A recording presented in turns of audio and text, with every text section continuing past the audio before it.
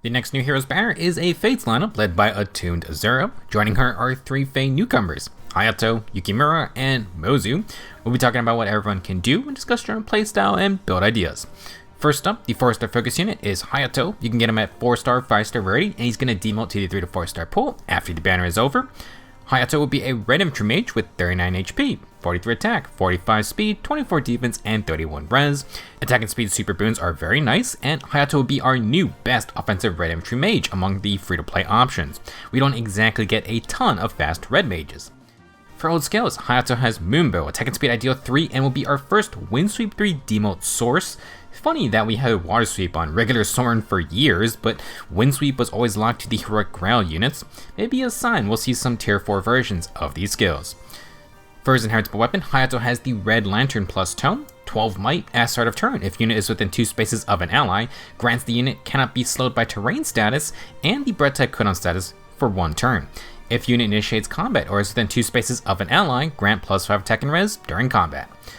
This weapon is the exact same as Kodayan Soren's Magical Lantern Plus, hence the name. Hayato has the red version, so I suppose a Green Lantern is inevitable. In terms of mobility, this tome lets mage calves ignore trenches and infantry get to pass through trees. Any mage will also be able to traverse the flame tiles, since those do penalize ranged movement. For combat, bread type cooldown is fairly rare on a mage since only infantry can use Flash Sparrow and Pledge. This can make for some interesting builds, but is cooldown and plus 5 attack and res enough? For general playstyle, Hayato's base kit kinda has half an idea. Initiate safely with Windsweep into slower foes, charge Moonbow on the first hit thanks to the extra cooldown. Ideally, Hayato doubles to proc said special, but you need offense no follow-up or a free follow-up to cancel Windsweep's penalty. If you use the no follow-up Sacred Seal, this provides a basic 1-2 special proc approach. Another way to go about this is using Desperation instead of sweep skills. This still kinda wants no follow-up, but you can now get 2 hits in a row versus magic foes. Now obviously, this plan is going to fail if the foe has guard. You also don't have DR piercing. If we sacrifice safety by letting Hayato get hit, you could try magic no follow with remote sparrow. Gain at least some percent DR to tank with, and we have no follow up to double while also getting partial DR piercing. You could also add more percent DR via fleeting or guard echo.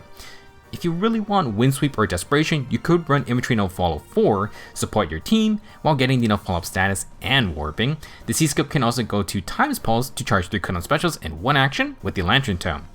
Now, it is worth noting that Nabata Tormod's inheritable Nabata Beacon Red Tome swaps out the cooldown effect for full Desperation. It also gets plus for all stats and some bonus true damage. Remember, we can get cooldown from other sources such as Flash Sparrow, Blade Seals, or Pledge. Having a Desperation status is a bit more potent to combo with Tempo or no follow-up B skills. One benefit of the bread type cooldown status is for defensive play, but Hayato isn't really anything special there. He could tank a hit to charge Moonbow, and with Times Pulse you could charge Flare. Maybe run Magic Gambit with high cooldown Aether. This playstyle may be better off with Lagoo's Friend. You could run that with Times Pulse, charge Flare with instant cooldown, and counter with DR Piercing.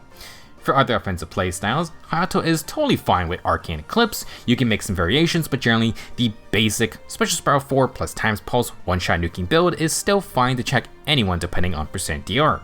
If you want a more interesting damage tone, Devoted Basket Plus is from 4-star Focus Valentine Selena.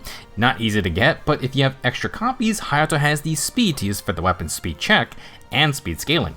Instant damage inheritable weapon is insane, and it does provide a ton of bonus attack and speed instead of, say, res. For the moment, you could also wait to see if we get a second Arcane Red Tome. We got a second Arcane Blue Tome skewed for faster units, so if Hayato can get a similar red option, then he may have more interesting builds. As usual, slaying does just open the door to many more interesting things. Overall, Hayato isn't doing anything fancy, but he is the new best offensive free-to-play red infantry mage. The Lantern Plus Tome is alright, but I do think Hayato can run the more premium inheritable options better. Our next unit is Yukimura, one of the more unique units in the franchise gameplay-wise. Yukimura is the main mechanist of Fates. We don't exactly have a ton of cannon dagger wielding classes, but Mechanist I'm pretty sure would be the first class we can consider to be an actual dagger cavalier. I'm pretty sure the only other main series class in a similar vein is the Wolf Knight from Engage, so hopefully when Marin gets in, she's another dagger cav. As a unit, Yukimura is a colorless dagger cav with 40 HP, 46 attack, 16 speed, 33 defense, and 45 resistance. Attack super boon, extremely min-maxed for low speed. Very interesting stat spread on a ranged cavalier, and he has the highest res for this class type by a mile. In fact, Yukimura has the highest res among all dagger units. I believe he also ties for second highest attack, and he's going to be our new slowest dagger unit in the game too. For old skills, Yukimura has Iceberg for his high resistance, and Fire Flip Boost 3 for bonus HP, and a chance for guard.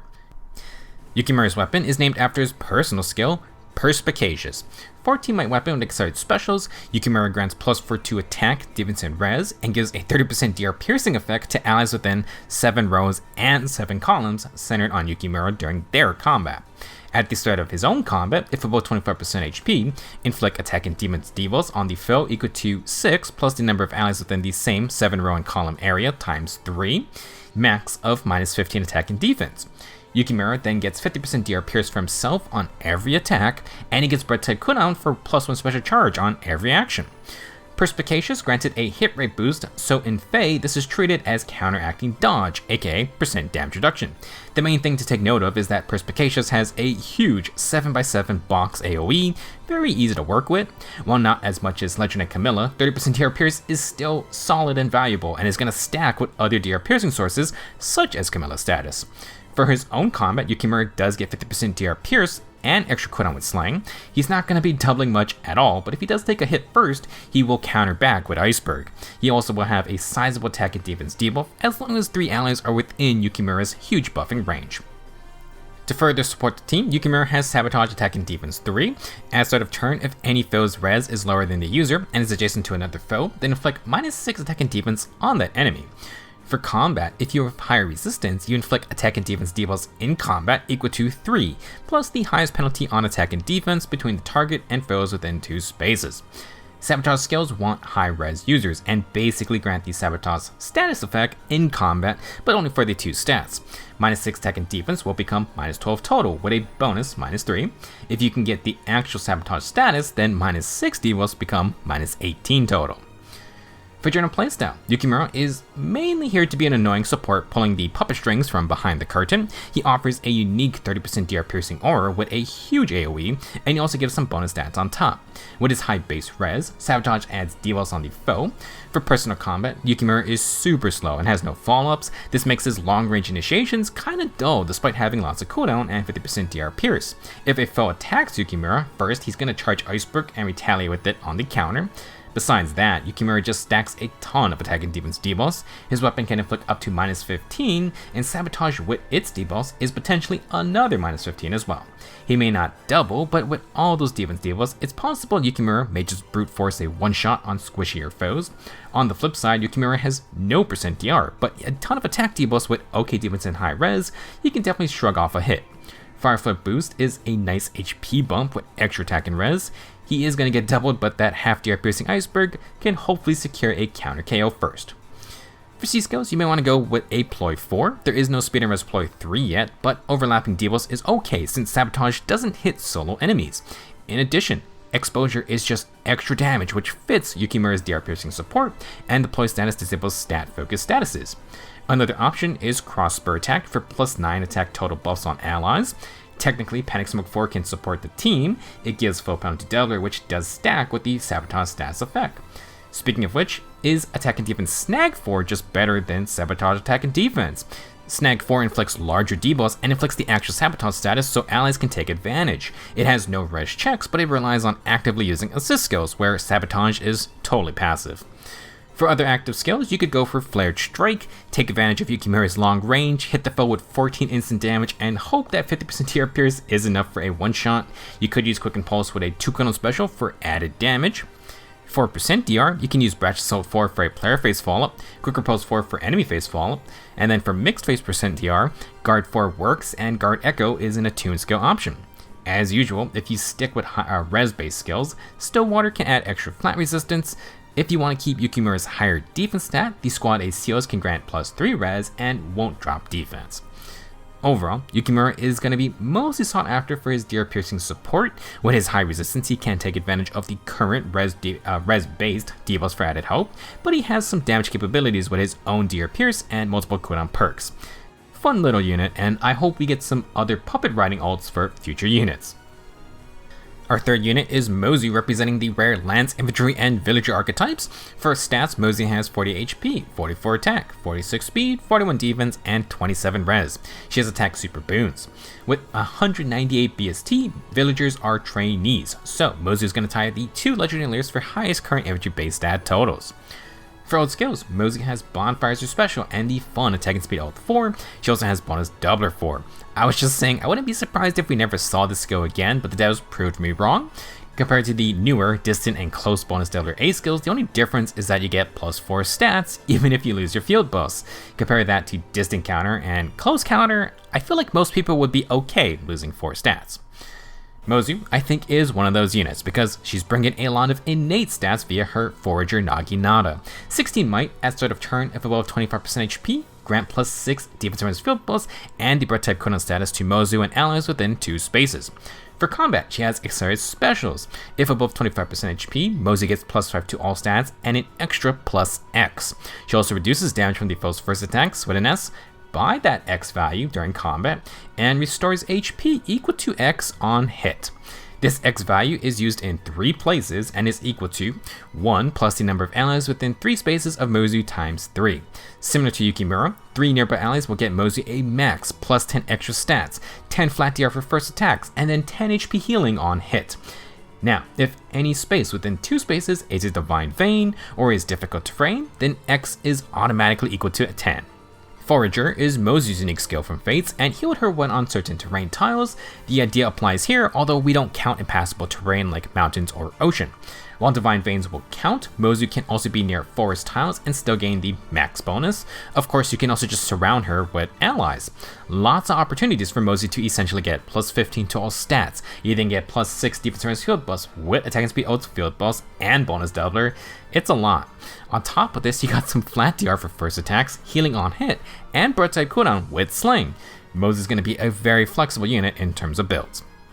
For her inheritable B skill, Mozu brings our third tier 4 Bulwark. Attack and speed Bulwark works just like the others. You get the super obstruct effect, so melee foes cannot move through adjacent spaces to the unit.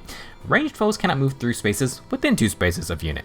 This is not affecting foes with pass. For combat, Bulwark will inflict minus 4 attack and speed on the foe, reduce the damage from foes' first attacks with an S by 40%, and then restore 7 HP after combat. The only thing tier 4 Bulwark adds is that 40% DR for first attacks. That is quite nice, as is another % DR B skill for either phase, and it also comes with 7 HP sustain. For dragons and beast units, it's similar to counter roar, but you obstruct movement rather than getting extra counterattack damage. Mozu has a relatively straightforward playstyle. Grab 3 friends or fight near altered terrain to gain a ton of stats, including full plus 6 field bolts with bonus doubler. She'll get Sling plus breath type cooldown for charging Bonfire in 1 action. With Bulwark, Mozu gets 40% DR, and ideally her Naginata grants 10 flat DR to combo with. Every hit, Mozu heals 10 HP, and after combat, you hit another 7 HP.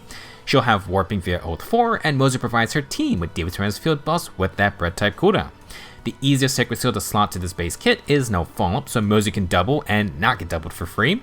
The devs are determined to force people to find no follow-up support for all these fast infantry. If you want DR Piercing, no quarter can replace Bonfire. On the topic of DR Piercing, physical no follow-up is great, but you lose % DR for tanking. Special Sprout 4 is fine, but no quarter exists.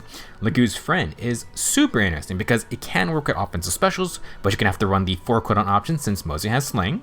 However, with the recent banner adding another scal effect into the game, if you want to ignore that, you can run Lagu's Friend with a defensive special.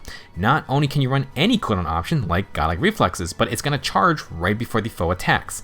This would give unpierceable % DR against melee and ranged. You then have Lagu's Friend adding its flat DR to Forager Naginata. If Mozu hits 50 defense, which is pretty easy, this is 20 flat DR, assuming Forager Naginata is at max power. If you add Finish 4, you're going to have 4 true damage sources, and Lagu's Friend makes the counter after Godlike Reflexes procs into a DR piercing hit. This is a hilarious setup, but the downside is losing out on Dodge 4's extra speed perks like Phantom Speed. Compared to Lagu's Friend, any Dodge 4 skill would give 11 more speed for Godlike Reflexes, and if Godlike Reflexes doesn't proc, the Lagu's Friend build gets messed up. The main issue with Godlike Reflexes plus Dodge builds is generally lack of DR piercing or killing power. Lagu's Friend can open that door and give you instant recharge. Lots of trade-offs and choices here, including having distant counter capabilities. For the Lagoon's friend setup, if you're worried about speed, you can swap to Pavis and ignore distant counter. Technically, you could do Pavis plus Emblem Ike. Moving on, as mentioned, Mozu is super flexible since she just brings a ton of stats herself. If you want DC, you can use the new D bonus doubler instead. We also got DC and bonus doubler seals. Boost skills and squad A seals add HP. In general, any percent DR skill is great for Mozu. Dodge 4, Potent, Nelsie Disrupt. For stat focused builds, I love Panic Force Smokes, full penalty doubler effect. Times Pulse is always fun, and Tempo would be good if you can get it. Mozu is going to be a very versatile unit if you like experimenting with different builds. Training stats with a weapon granting more stats, multiple cooldown perks, flat DR, and healing. As an infantry unit, so many possible choices including percent DR, DR piercing, cooldown, and fun specials. As expected of a villager trainee, lots of potential for the future. Our last unit for today is Attuned Azura. Her outfit is obviously inspired by Corrin's black and white coloring, plus she has their dragon horns. For this Azura ult, she's an ex-cavalry dancer. For stats, she has 30 HP, 45 attack, 46 speed, 18 defense, and 28 res. Speed super boon, full offensive stats, might tank a weak magic hit, and is going to explode against anything physical. Obviously, Azura is mainly here to support the team. For ult skills, she has Firestorm boost and crossbow attack. Not sure if 5 extra HP is going to save her, but it's a neat skill for foddering. For her weapon, Azura has the Tripat Splitter, which sounds like some crazy special move. 16 might weapon that grants a bonus +3 speed and enables Kanto distance +1 with a max of Kanto 4. At start of turn, if unit is within 2 spaces of an ally, you grant +6 attack and speed field buffs, the no follow-up status, and no panic status to unit and allies within 2 spaces for 1 turn. If Azura fights within 3 spaces of an ally, she gets +5 to all stats in combat, and that's it. Very simple weapon with solid support capabilities. Attuned Azura will be another source of no follow-up for all your fast infantry, and she gives them attack and speed buffs as well as no panic. Nice buff for all these bonus doubler skills. For her unique dance, Azura has Changing Waters unique dance, and Azura will give her ally +1 movement. In addition, grant the incited status to target and allies within 2 spaces of that target. Azura will not get the incited buff. Grey Waves number 4, I think, has one big change, and that is the +1 movement buff no longer is locked to infantry and flyers. Melee cows and armors can get in on the action. As for Incited, it's a simple stat boost when initiating, up to +3 to all stats depending on distance moved. The extra movement buff can help max out the bonus, and you can tag multiple allies if you got an aggressive formation going. For her new B skill, Azura gives us our first tier 4 cantrip skill. Attack and defense cantrip 3 actually works differently from before. If dance is used, inflict -7 attack and defense debuffs and the sabotage status on foes in cardinal directions of unit and target ally. Cantrip 3 skills only hit the nearest foe, but Cantrip 4 now works kind of like a ruse skill. You can debuff multiple foes in multiple rows and columns. Besides diagonal placements, this is a generally better upgrade, not to mention it's debuffing 2 stats and applies sabotage to double those debuffs. As we mentioned earlier, Yukimura can stack his Sabotage B skill with the extra sabotage status. This also stacks with full penalty doubler since that's a positive status on your units. One of the drawbacks to the previous tier 3 dancer B skills such as Cantrip is that where their effects were taking over Wings of Mercy. You do not have to ask that question anymore. Attuned Azura will be one of the most valuable attuned heroes because she has Mercy Wing Echo, aka Wings of Mercy 3 Echo. If an ally's HP is under 50%, unit can warp to a space adjacent to that ally.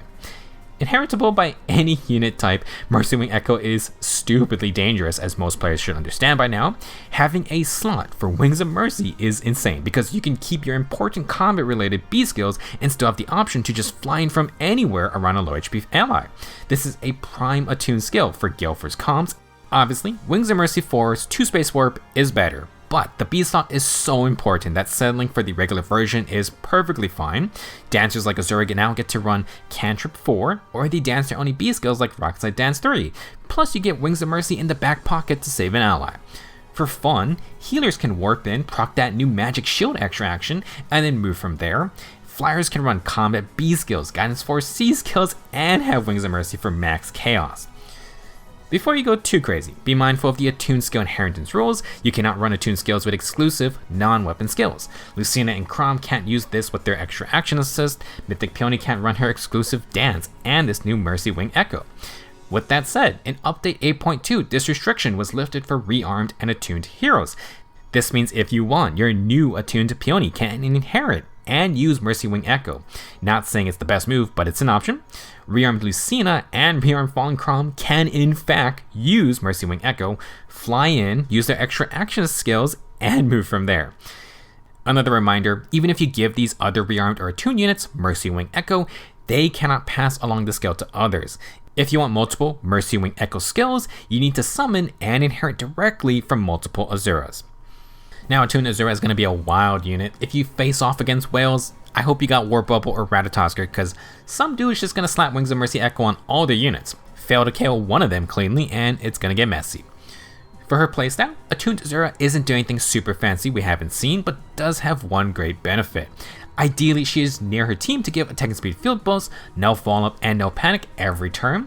If she dances an ally, they get +1 movement, and Incited can be passed around to multiple nearby allies.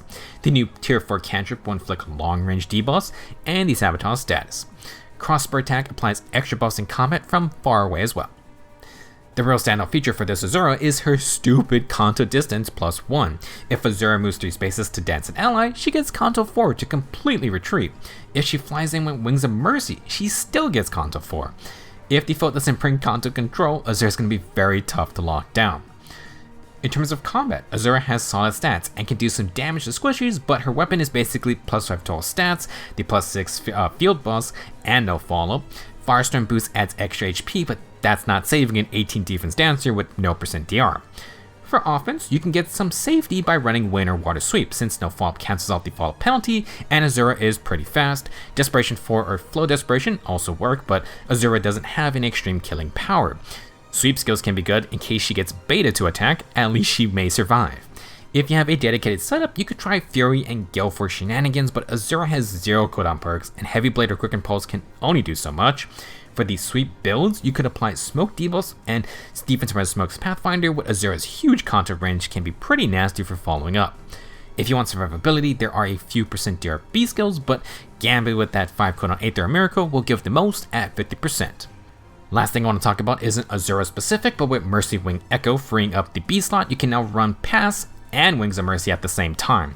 Warp Bubble and Divine Vein green tiles are hard countered by Pass, so if you want to be evil, then by all means, slip Pass into the build. You will give up Cantrip, but being able to freely warp in from anywhere is extremely dumb. Pass also ignores Obstruct and Bulwark. As I always say, more dancers never hurt to have, and it should be obvious that Attuned Azura is an excellent pickup. Not only do you get to use her for skill inheriting, but you get to keep her, and she's an amazing mobile dancer. She can enable long-range initiations with her +1 movement buff, or follow up into enemy territory via Wings of Mercy Echo. Can't wait to see this skill start to pop up more. It could theoretically do nothing, but boy, when it works, it is game-changing. That would be it for this Fates banner breakdown. Overall, nothing new, but Yukimura just adds to the DR piercing meta, and Azura's Mercy Wing Echo is gonna be quite powerful for players who like warp shenanigans. I fully expect to see Attuned Azuras with Pass, just because. Next up, we'll be talking about our next Grand Hero battle unit, Candace. She brings a new old inheritable bow that is quite good, but does she have the stats to make it work? Thank you for watching, good luck on your summons, and I will see you in the next video.